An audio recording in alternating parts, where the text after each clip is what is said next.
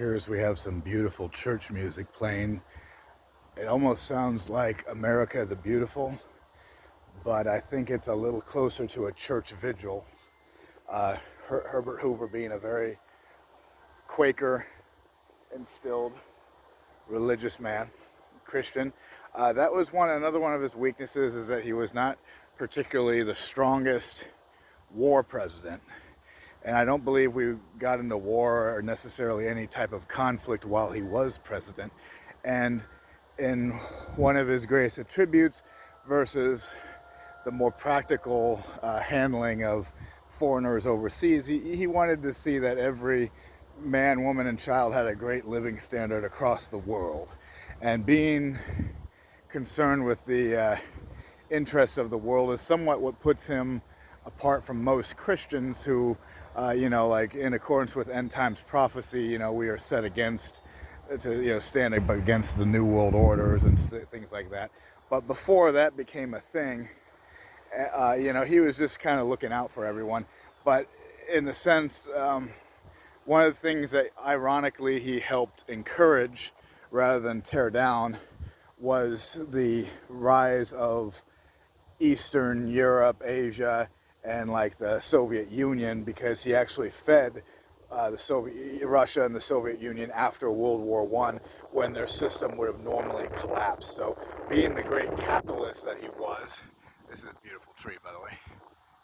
Being the great capitalist that he was, he was adversely opposed to communism to the extent that he didn't even want to extend welfare to his fellow Americans, thinking it would make them lazy. On the other hand, he did provide relief assistance around the world after World War I and II, for that matter.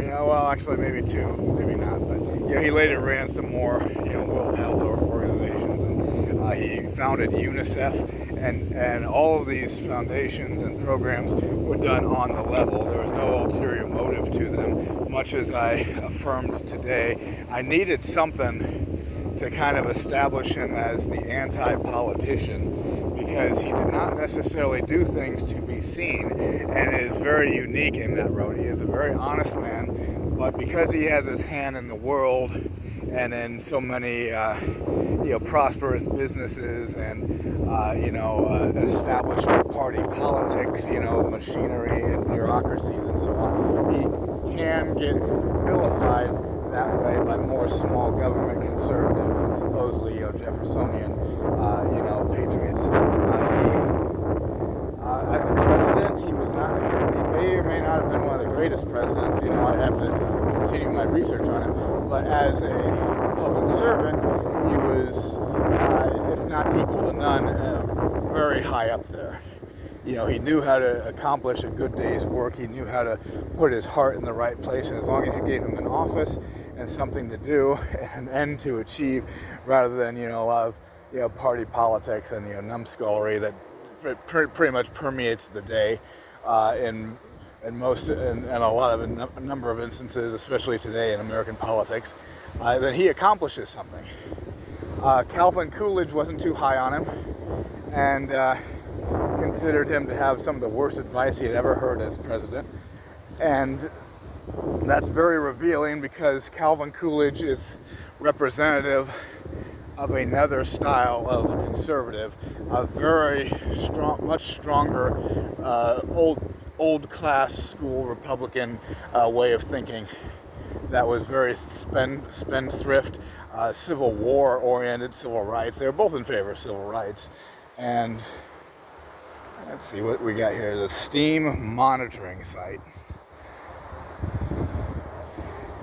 Let's take a look at that and read that later.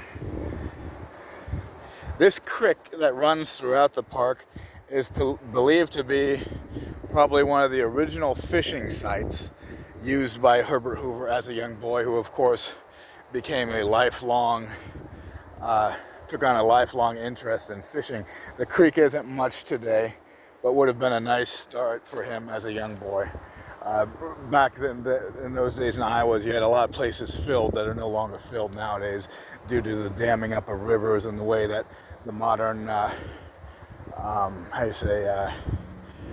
wildlife and agriculture and different elements are controlled and sustained. We don't have the same rivers and valleys that we used to. And in fact, Iowa is one of the most changed landscapes all around the country due to the fact that, we do have a lot of, private property and not so much, particularly exciting geography that anyone wanted to set aside and preserve. Everyone who comes to Iowa traditionally wants to live here and work here, and Herbert Hoover is a good example and export of that. He is very much like my brothers and sisters who more or less left this state to go on to maybe perhaps bigger and better things and make a difference all around the world. I'm going to pause this right here.